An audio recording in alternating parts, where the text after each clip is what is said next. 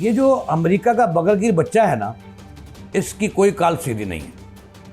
और इस बगलगिर बच्चे का नाम है नेतन्याहू का मुल्क इसराइल। अब इन्होंने जो उर्दन के बादशाह हैं ना, उर्दन के, उनके खिलाफ एक नई साजिश तैयार कर ली है और पूरी मीडिया कैंपेन चला रहे हैं। वो ये चला रहे हैं कि अमेरिका जो है वो उर्दन के बादशाह शाह अब्दुल्ला दोम को सज़ा दे। वो क्यों दे?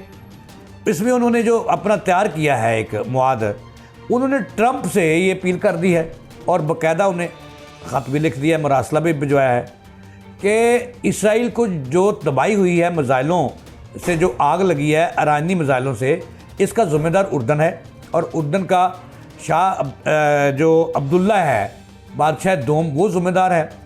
क्योंकि पहली जब जंग हुई थी पहले इससे ईरान से, तो उर्दन से मेन रास्ता जो अटैक करता है इसराइल पर मिज़ाइल फेंकता है, वो उर्दन के रास्ते फेंकता है।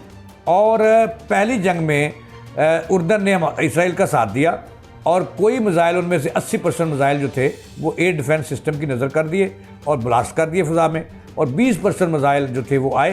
लिहाजा उन्होंने ट्रंप को शिकायत की है कि इसको जो उर्दन के बादशाह दोम हैं शाह अब्दुल्ला, उनको सज़ा दे और उनको आलमी अदालत में ले जाए।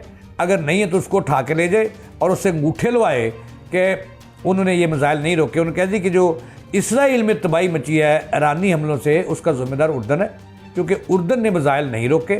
अगर वो रोकता तो इसराइल में इतनी तबाही ना मचती और वहाँ पे रोल पिटना जो था वो ना मचता और वहाँ पे लोग ना मारे जाते और इसराइल की जगहसाई ना होती।